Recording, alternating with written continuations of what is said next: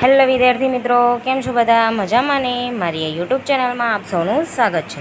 તો આજે આપણે જોઈશું 12th સાયન્સ ચેપ્ટર 1 દ્રાવણો એટલે કે સોલ્યુશન. તો આજનો આપણો ટોપિક છે આદર્શ દ્રાવણો.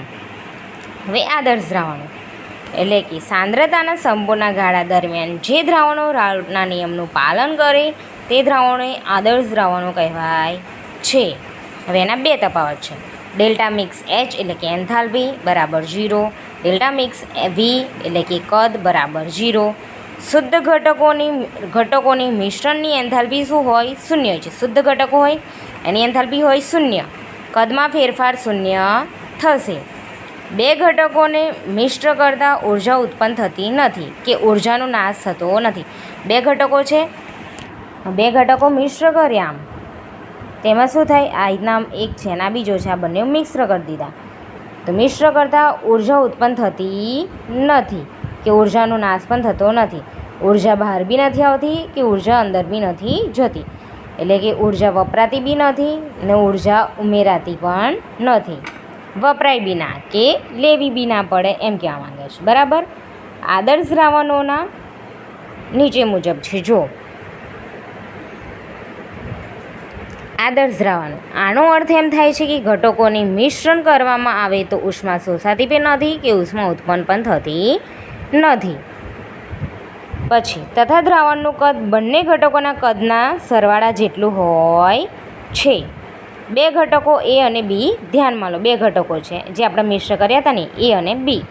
આદર્શ દ્રાવણમાં આંતરઆણ્વીય આકર્ષણ પારસ્પરિક ક્રિયા, હવે જો બે વચ્ચે ક્રિયા થાય, AA BB અથવા AB પ્રકારના જોવા મળે છે. AA હોય, BB હોય અથવા AB હોય. હવે આગળ, જ્યારે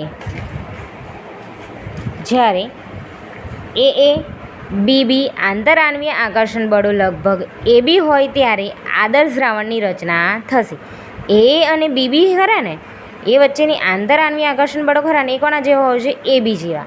લગભગ AB હોય ત્યારે આદર્શ દ્રાવણની રચના થશે. સંપૂર્ણ આદર્શ દ્રાવણ મળવું અઘરું છે. સંપૂર્ણ એટલે પૂરેપૂરું આદર્શ દ્રાવણ મળે નહીં, કંઈક ને કંઈક હશે. ક્યારેય 100% હોતું નથી, કંઈક ને કંઈક કમી હોય. કમ્પ્લીટ 100% હોય નહીં. જેમ કે સોનું હોય, ભલે 24 કેરેટ કે, બરાબર, ગોલ્ડ છે, ગોલ્ડ સોનું તો 24 કેરેટ ભલે કે, પણ એમાંથી 22% જ કેરેટ સોનું હોય, 22 કેરેટ જ સોનું હોય, બીજું 2% તો મિશ્ર હોય કંઈક. બરાબર. સોનું છે 24 કેરેટ ભલે કે, પણ 22 કેરેટનું જ હોય, એની અંદર બે કેરેટ મિશ્ર કરેલું હોય. તો આની અંદર સંપૂર્ણ આદર્શ દ્રાવણ મળવું અઘરું છે. સંપૂર્ણ આદર્શ દ્રાવણ મળે નહીં, ક્યારેય 100% હોતું નથી.